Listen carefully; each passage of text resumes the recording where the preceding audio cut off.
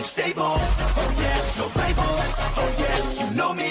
I have only a path, I'm lonely, but damn, I'm going to win, yeah.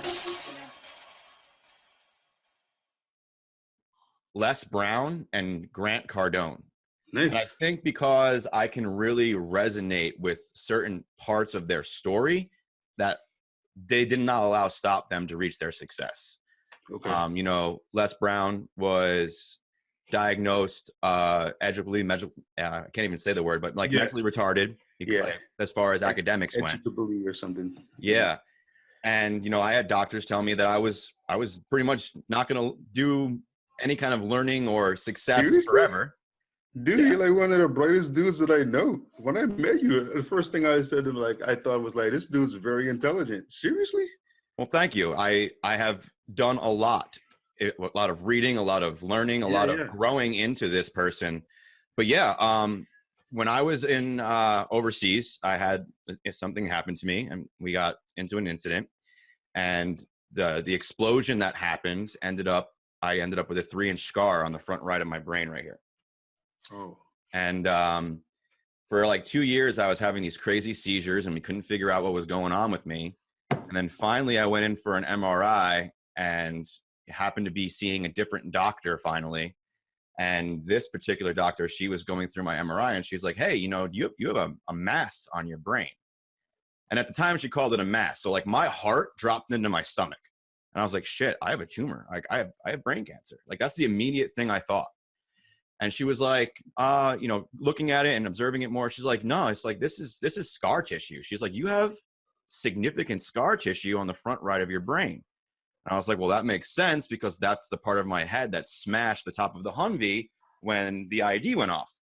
And she was like, no one's ever diagnosed you with this? And I was like, no. I was like, we've been trying to figure out why I'm having seizures, but we can't figure it out. And here we go. This is why.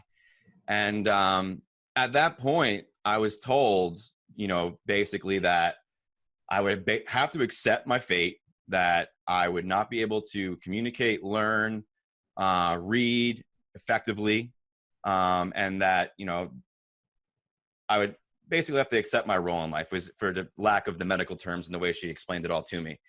And it was such a powerful thing in my life because I took that as gospel. I took that as that is the way that's the rest of my life.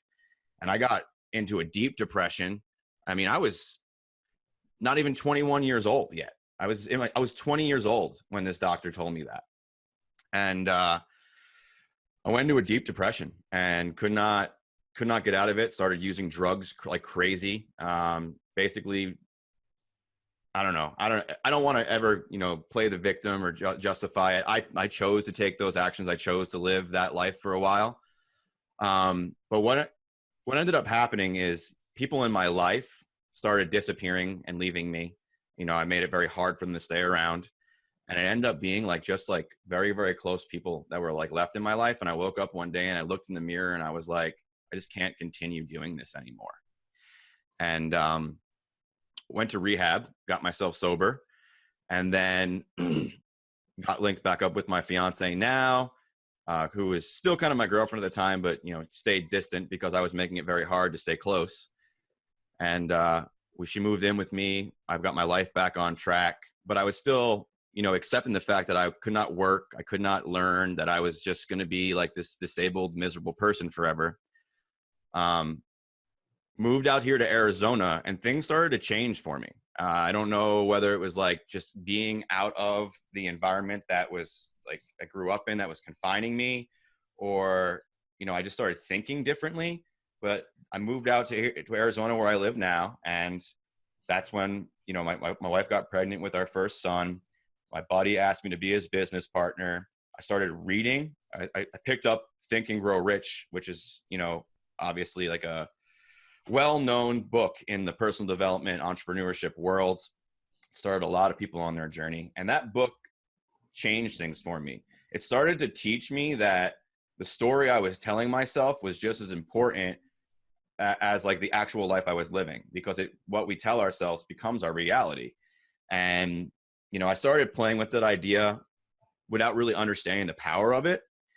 But when I joined up with AWOL, what AWOL does that's really unique, and in my opinion, the reason why it is the #1 educational platform on the market, is they understood that you have to link your skill set with your mindset, because you can learn the skills to make $1 million, but if your mindset isn't ready for it, you're going to be a self-fulfilling prophecy and you're never going to get there. So meeting Todd Campbell and going to the Awaken event changed my life forever. I mean, hands down, one of the most pivotal moments of my life, because by the time I left that event, I had understood that I was not the sum of what other people told me, that my life was not dictated by someone else's opinions, and that I was capable of greatness, that I just was maybe had to work a little bit harder than others because I was on the, I did have a scar on my brain.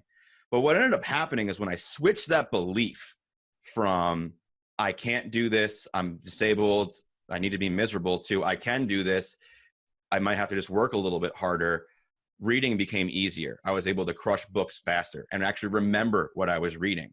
My communication skills drastically improved. Like, a lot of these things just started to change, all because I changed the story I was telling myself. I stopped believing that I could only be one way, and I started believing that I was capable of anything, and built myself into the person I am today through those teachings and through, the amazing opportunities and people I've met in my life since then. It's been a hell of a journey, brother. It's been a hell of a journey. When you first told me that you were injured, I didn't want to ask any questions, because that's like digging it's like picking out a wound or something.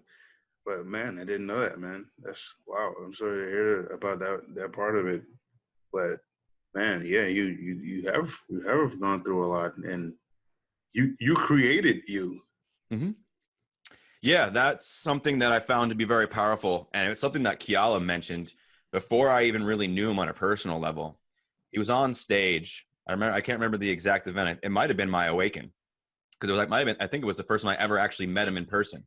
Yeah. And he was on stage, and he was talking about his journey, his struggle, and how it took him 12 years of entrepreneuring to really get to where he is, and all the things that, he had to go through. And he just said, the person you see today, I created. Like, the person you see in front of you today, I actually consciously created him. And I was like, wow. I was like, I can create a person of influence and power who could have a ripple effect on the world and leave a positive impact. I'm like, I can be you, just create it. Like, that's all I have to do. And yeah, I mean, that event, dude, like, when I tell you that event changed my life, it's like, I'm not underselling, like, that's an undersell for sure. Because it just changed everything up here for me. And that's what really needed to happen, right? I was always capable of doing these things. I just didn't believe it. I did not think it was possible, because I had been told by people who were considered to be, authorities, professionals, and you should trust their opinions, that I wouldn't be. And, it's here or there now. And obviously I've proven that all wrong, but you want to hear something even crazier, is that scar on my brain is actually not the reason I got out of the military. I actually served 4 more months before the injury happened that I actually got out. Oh, whoa. That wasn't the injury you were in. No, whoa. I kept serving. What ended up happening was that I ended up, my lungs turned off. My body actually shut down, and I flatlined. It was some sort of unknown chemical substance that I had inhaled while I was on observation duty. So I got off that particular job and went back into the bunkhouse to go to rack out after my shift. And it felt like an elephant was like sitting on my chest, and I couldn't figure out, what was going on. I thought maybe I was like really dehydrated, So I was like, all right, I'm going to go walk to the gym where there's the cold water. Yeah, they had like a cooler of cold water bottles. I'll walk there, I'll get some water, and we'll see how I feel when I get back. I didn't even make it to the gym. Like my body, like, I just passed out, fell down, dead on the floor. And luckily, 2 people happened to be coming out of the gym in just enough time to like see this happen. And I owe my life to those 2 gentlemen. because if it wasn't for them, their fast action getting me to, you know, a place where I could be on life support and sustained, because I was unconscious and my body was being run by machines for the better part of a week before I regained consciousness. And at that point they had, you know, medevaced me to Germany and all this stuff.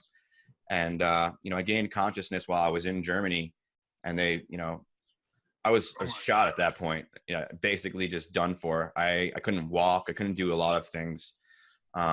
And what was happening was my lungs were so badly damaged that every time I took a breath in, only 20% of that was actually getting diffused into my body.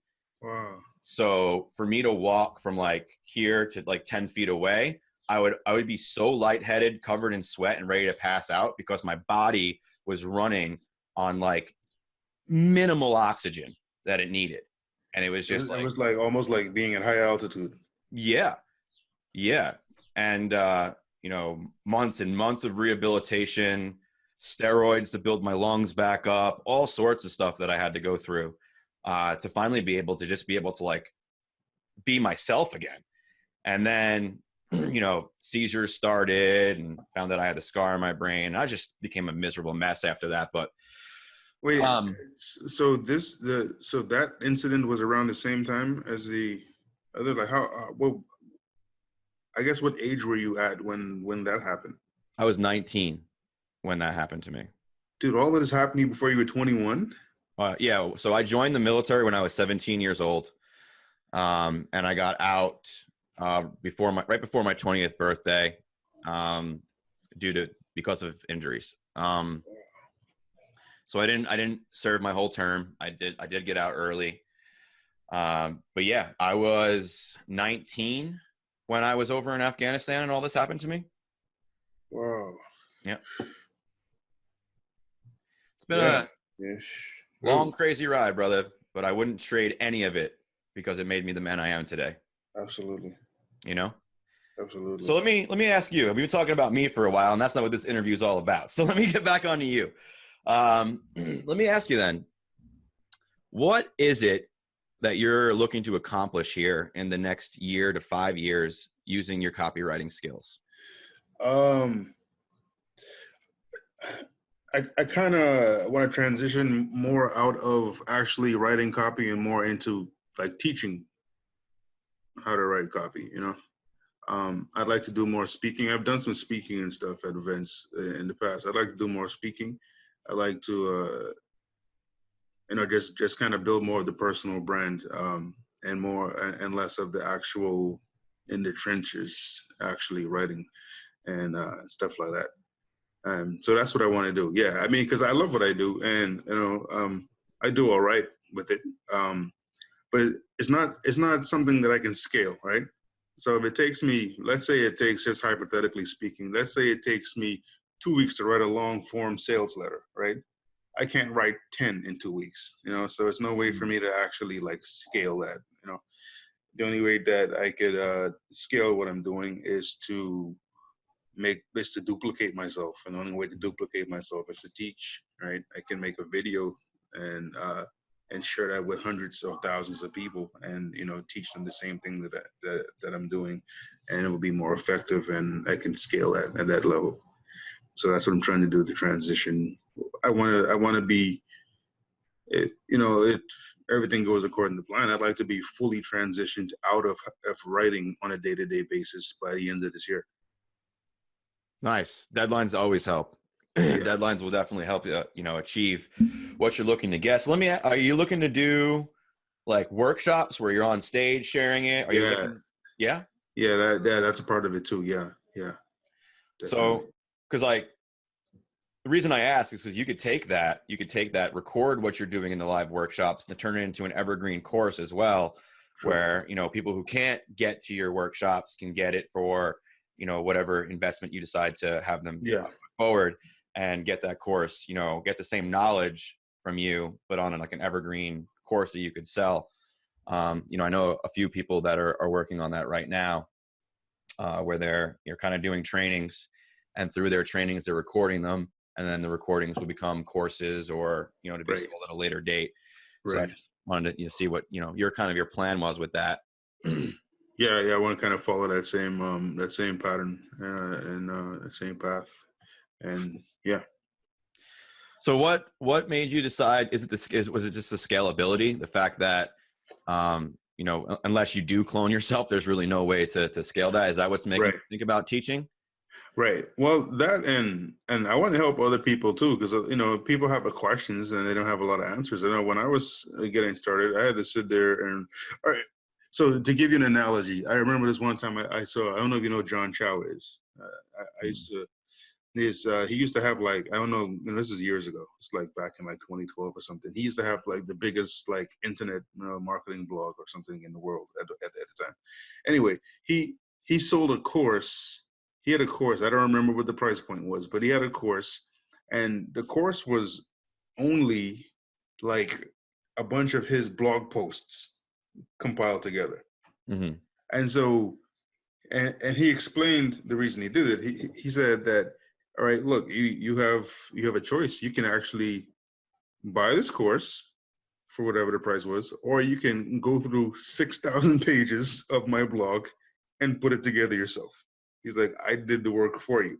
Mm. So, and that's the reason why he did the course. So it's kind of the same thing. So instead of having someone go on YouTube and watch 10,000 hours of videos, like you said, find a mentor and give you a shortcut. I can give you the hour or the 10-hour version of that. And that's the reason that I want to do it too. So I can if I can shortcut somebody else's success, that would be awesome. If I knew what I knew now, 5 years ago, I'd be 5 years ahead of where I am now. You see what I mean? So Yeah. that's the thing. Yeah. So So it's a win-win situation. I'm able to scale what I'm doing, and I'm able to help other people to find success themselves. I love that. That's what we all should always be striving for, right? The win-win. Yes, sir. Yeah, and I love that. I love that you said that. So let me ask you too on this topic, building courses and helping people and training people. Can you give us and the viewer kind of like a preview or like maybe a copywriting hint or tip that maybe you would share with people to kind of also give the viewer a little value? Sure. One thing that I find to work incredibly well is to get good at adjectives. They make all the difference, right? Like it could even be as simple, like for instance, like say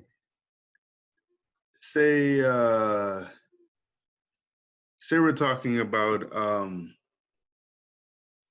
I don't know, give me a product, give me something. Anything. Let's do like a health supplement. Health supplement. Okay. Let's say we're talking about a weight loss pill, for instance, right? We could either say this weight loss pill will help you lose weight. Okay. It's bland. It's on a million websites, right? Mm-hmm. But if you get better at describing that, you say like this weight loss pill will burn fat like coal in an incinerator, in an incinerator or something like that. That creates a different feeling there. It's a lot more when you get better at describing things in detail, or just using better adjectives, I guess. It just makes copy work that much better. Just get good at describing things. It's not even about like really cool wordplay necessarily. It's not even being crafty and nothing like that. Just get good at describing things. Mm. You can describe things really well. So get good at adjectives, and that will help your copy a lot.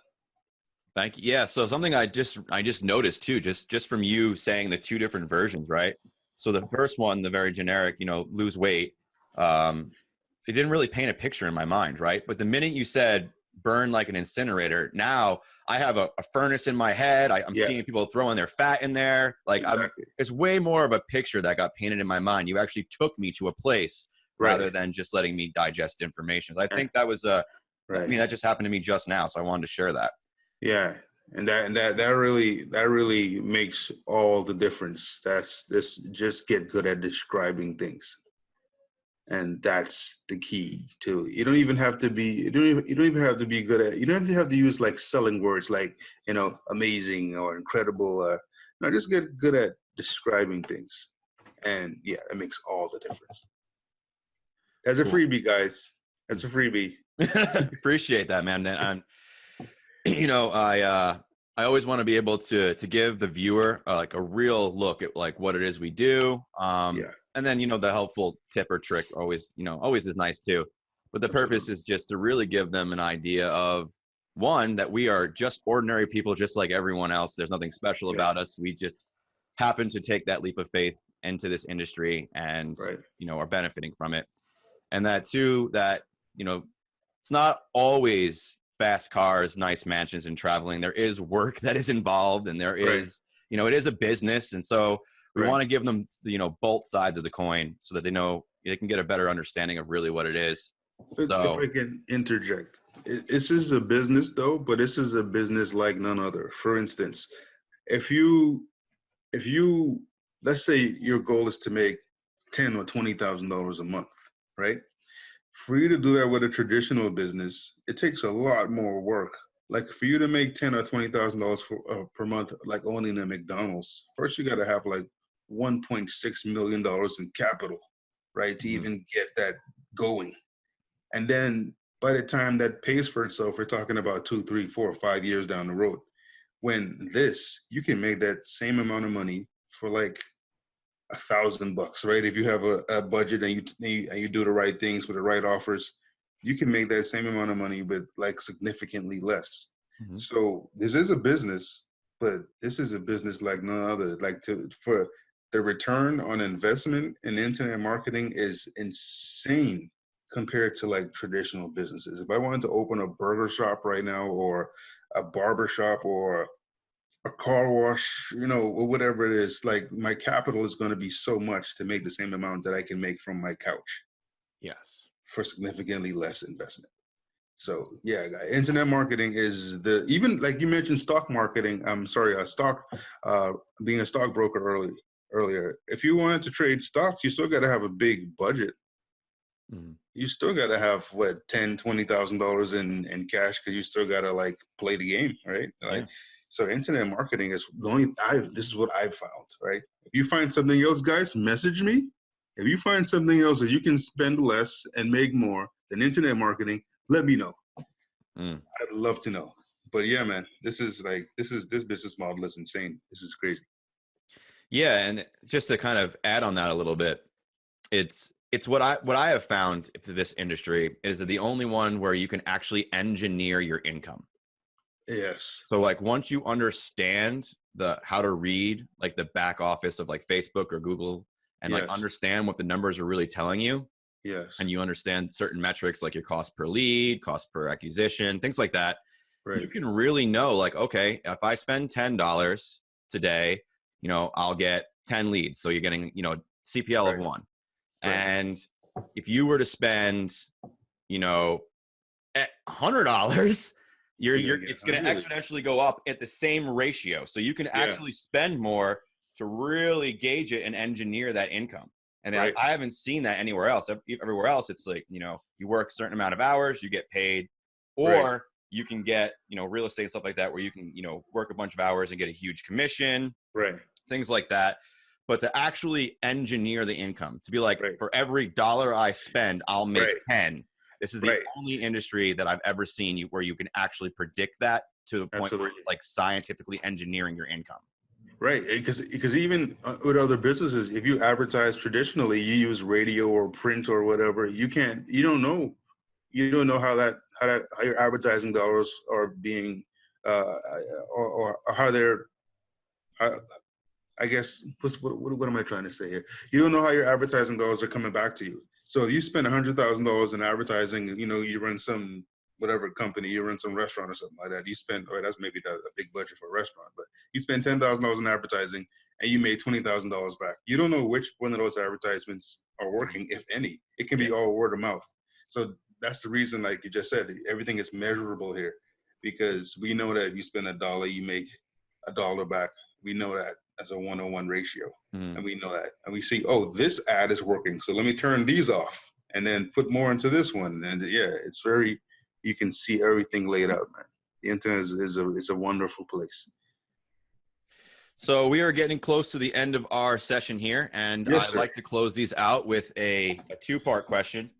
Sure. So the first part of that question is, what would you say to an entrepreneur, or to someone, they're not an entrepreneur yet, to an individual who is thinking about becoming an online marketer, stepping into the online space and taking on entrepreneurship? And then the second part of that is, what would you say to somebody who just got started on that journey? There's someone who's thinking about getting in. Yeah, just do it. If you want it, it's yours. Just do it. Just do it. This is something that you don't even have to quit what you're currently doing. If you have a job, keep your job. You don't need to put 40 hours a week into this or 80 hours a week into this. Like, you can do this part-time and still be, significantly successful. And to someone who is already doing it, who's new to the space, don't quit. Don't quit. You might run into obstacles. You might run into challenges and roadblocks. But this is a part of life. Nothing is easy, right? This business is not easy, but it's simple. It's simple. It's not easy, but it's simple. Don't quit.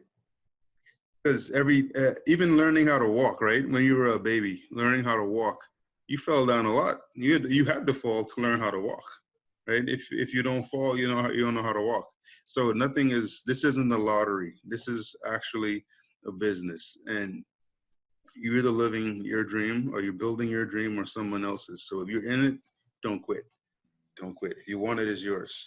Just keep moving. Just keep moving. Well said. They said, how do you eat an elephant? One bite at a time. So, That's it. Yeah. Marco, I just want to take a moment to say thank you again for taking the time out of your day to jump on the show with me and provide value to the viewer. So thank you. Absolutely, man. Thank you for having me, man. This is amazing. I really appreciate it and what you're doing, and you're an awesome person. And I love hearing your story, man. And you're great, man. You're great. Thank you. I can accept that.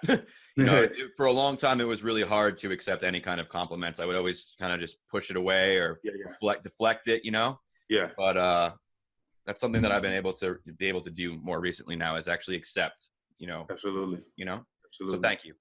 And to you, the viewer, thank you so much for taking the time out of your day for jumping on here and gaining the value from Marco and myself.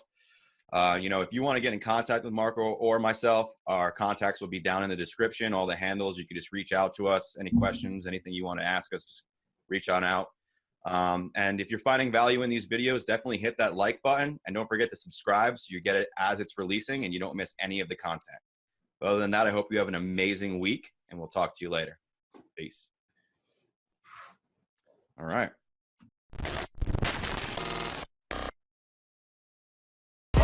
I'm stable, oh yeah.